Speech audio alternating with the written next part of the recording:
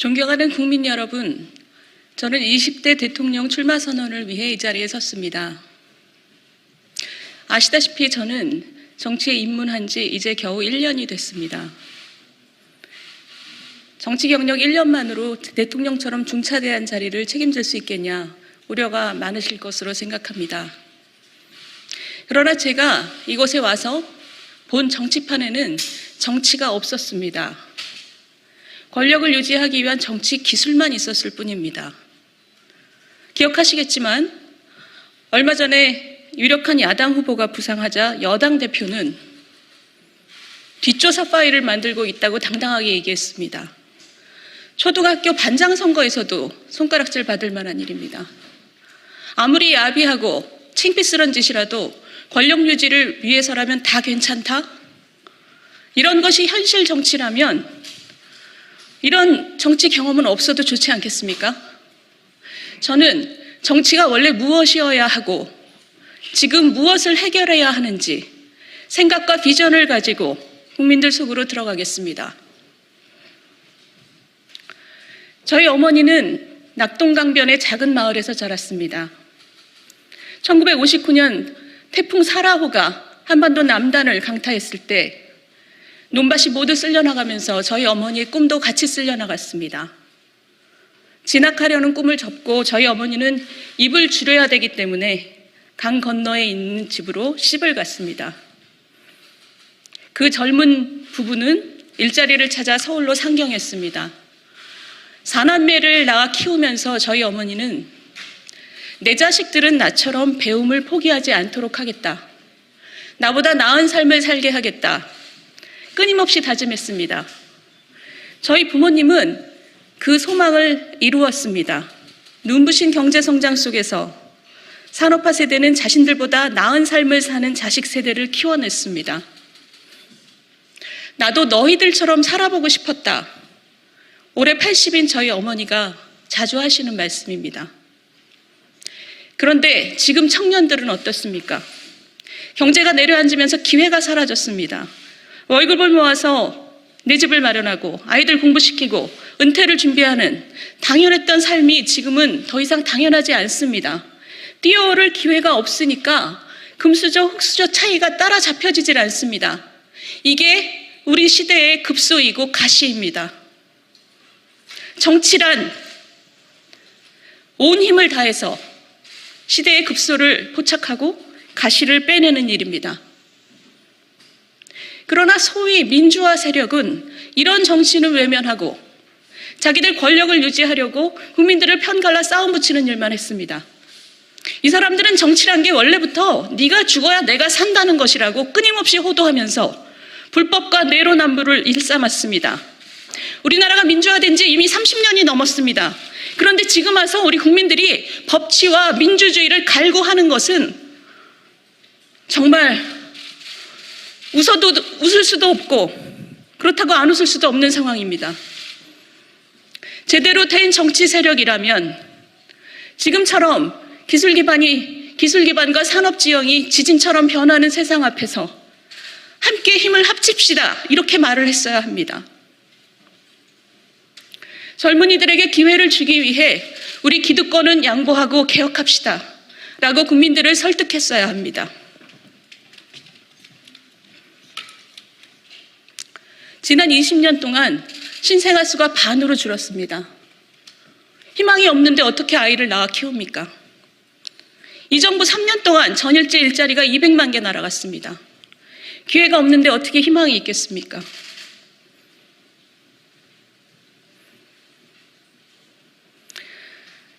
그러면 희망과 일자리를 되살리기 위해서 우리는 무엇을 해야 할까요?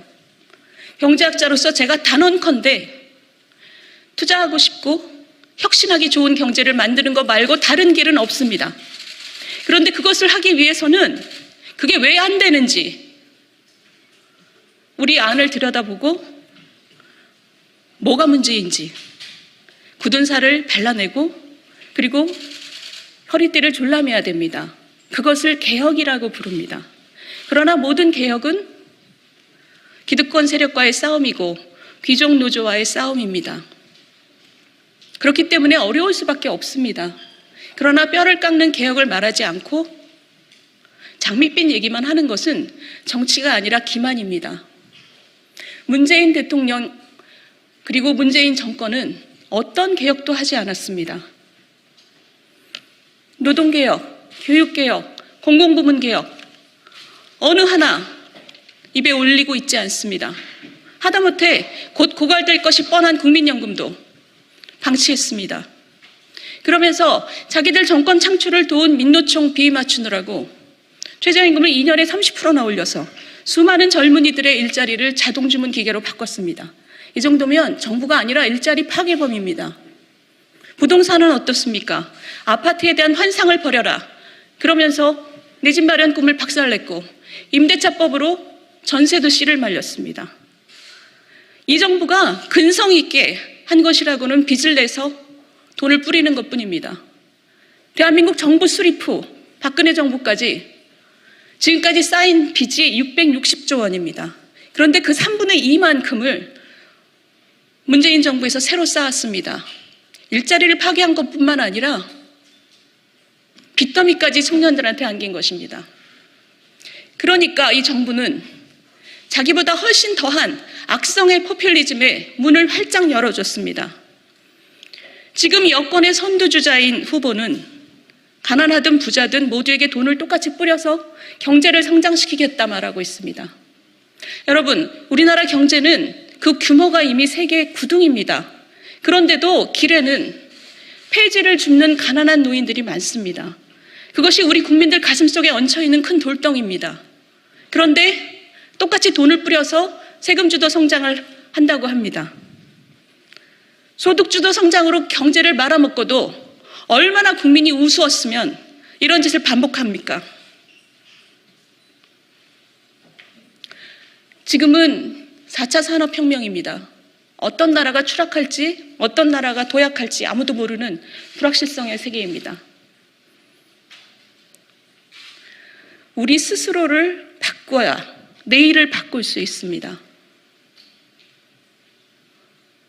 다른 나라에 없는데, 경쟁국에는 없는데 우리나라에만 있는 규제는 다 없앤다. 우리 경제를 꽉 막고 있는 혈맥은 뚫고야 만다. 이런 마음으로 전심전력을 다해서 우리를 쇄신하지 않으면 청년들의 내일이 없습니다.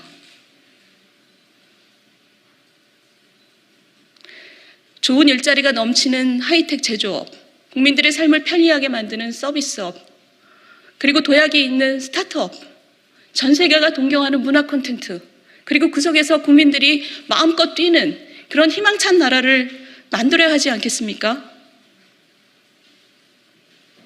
희망이 있어야 선한 영향력이 사회를 퍼져나갑니다. 내 앞이 보여야 나보다 처지가 못한 사람을 따뜻하게 배려할 수 있습니다. 공정한 룰 속에서 힘껏 뛰어본 뒤에야 100% 내가 잘나서가 아니라 운도 따랐구나, 이것을 깨달을 수 있습니다. 급소를 치료하고 가시를 빼내야 사회가 건강해집니다. 국민 여러분, 이번 대통령 선거는 너 죽고 나 죽자 정치를 끝내고 민주주의의 본질을 회복하는 선거가 돼야 합니다. 입으로만 공존을 외치면서 편가르기만 해대는 위선자들을 역사에서 몰아내는 선거가 돼야 합니다. 앙상한 이념으로 국민 삶을 망가뜨리는 탈레반들로부터 권력을 되찾아오는 선거가 돼야 합니다. 진보의 탈을 쓰고 기득권 노조의 편만 들면서 개혁을 막아서는 그런 수구 세력에게 책임을 묻는 선거가 돼야 됩니다. 권력이 만들어낸, 정치가 만들어낸 지역 갈등, 세대 갈등, 남녀 갈등을 끝내는 화합의 선거가 돼야 됩니다. 저는 비록 그것이 고통스럽더라도 한국 경제의 굳은 살을 베어내고 새로운 기회를 만들어내겠습니다. 꿈꾸면 이룰 수 있고 바라면 원할 수 있는, 바라면 이룰 수 있는 길을 열겠습니다.